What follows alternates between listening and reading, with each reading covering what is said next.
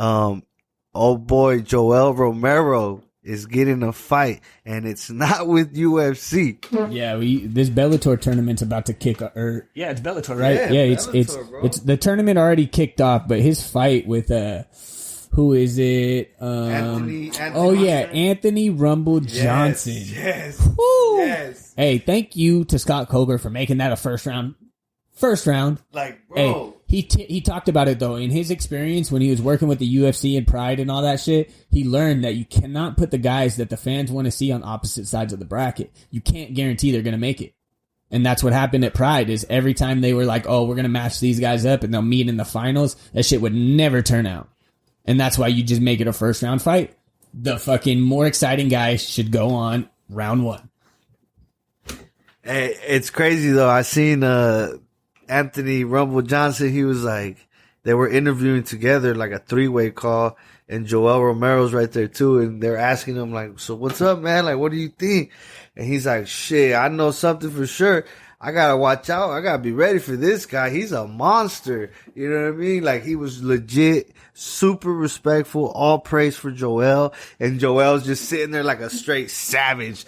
It's like, just like, like, yeah, motherfucker, you know this, you know what I mean? Like, the thing about Yoel is I think he has like 17 different personalities in his head. He'll be like in an interview, right? And like 1 minute he'd be calm, cool, like dancing, and then the next minute he'd be taking his glasses off, like all killer, like just ready to kill a motherfucker. And then he'd be back with his glasses on, dancing and shit. You'd be like, damn, did that fool just like murder somebody in his brain real quick? Like, what the fuck happened?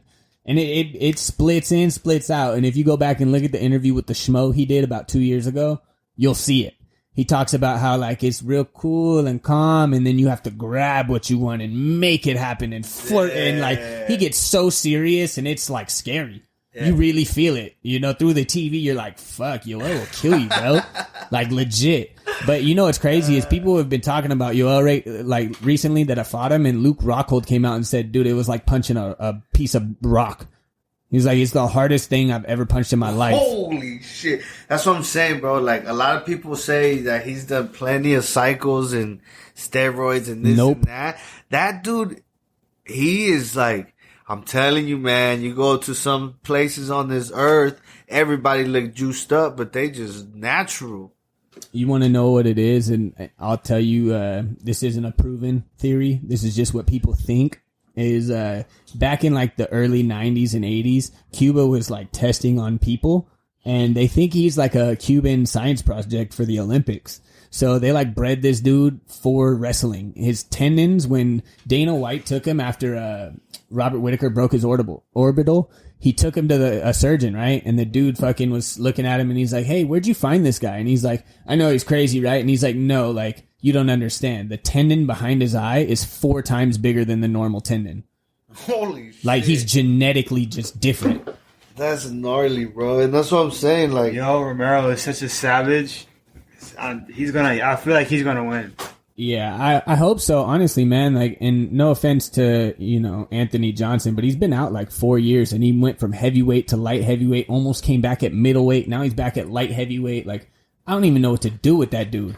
Yeah, this dude, yo, he's just coming back from fighting for like the championship and stuff. So I feel like he's still in like prime condition.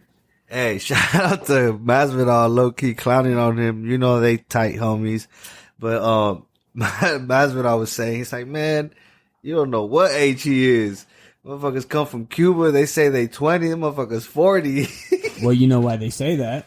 Is because Cuba was lying about people's age for the Olympics. Yeah. Literally. That's what I'm saying. Coming up with fake-ass birth certificates for the Olympics. So, literally, we do not know how old Yoel Romero is. They say he's listed at 44, but realistically, he's probably about 48, 49 years old. I'll put it to you like this. Cuba is the Latin Russia. But, like, a little bit worse. You know? They're like an island, so it's like worse, you know.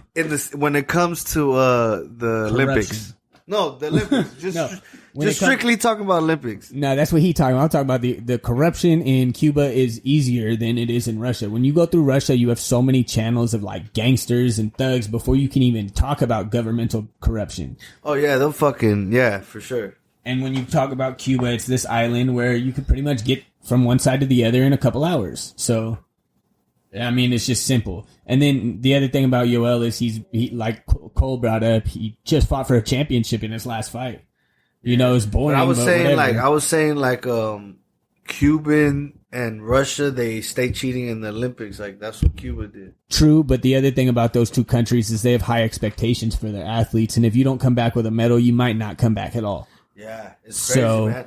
Check out that story, man. Yoel Romero talks about it. It's nutty what they go through. They fucking like, it's like raising a pit bull, but you're a human. Hey, Alex, where can you find that, bro? Honest to God, I just be roaming through the net, like YouTube. Just look up Yoel Romero talking about his past. I'm sure you'll get it. And then another thing, if you want to just get some info about that, like type of shit, like cheating scandals that go on with the Olympics, you could also watch the movie Icarus. I believe it's still on Netflix. And it's about a gentleman who's like a filmmaker, and he goes behind the scenes about how many people are doing doping and how Russia cheated in one of the Olympics. And how they like literally had holes cut out in the wall where they're swapping dirty piss for clean piss. What is it called? Icarus. It's on Netflix? I believe so. I'll send you a link later. I mean, that's easy for us to do. The fans, you know, go on Netflix or check out. It's either Netflix or Hulu. I'm 99% sure it's Netflix. But the movie is called Icarus. So check that out. It starts out with cycling and like bicycle doping, like Lance Armstrong shit. But he goes into like the Sochi Olympics and all of that shit and how they cheated. And it's crazy. It's so crazy. They literally had holes cut out in the wall at the Olympic Games for Russian doctors and athletes to swap piss out for each other. Dope. It's so gnarly, bro. Hey, man, it takes a real fucking cocky motherfucker to think they get away with that shit. Yeah, so that, I mean, just a couple movie recommendations from your boys, but check it out. Just another thank you to the fans. Thank you to all the people that are participating in this. Shout out to my boys. Catch you guys soon. We're going to be back with another episode being out by Monday. The new drops are Monday and Thursday. So if you guys don't catch us, just know we're going to be out later that day. Yeah, shout out to everybody listening, and the ones that aren't listening, I still love y'all because y'all ain't heard about us. But when you do, it's a wrap. Shout out to all the fans and shout out to the homies. Merch page is going to be up in about 2 weeks. We out.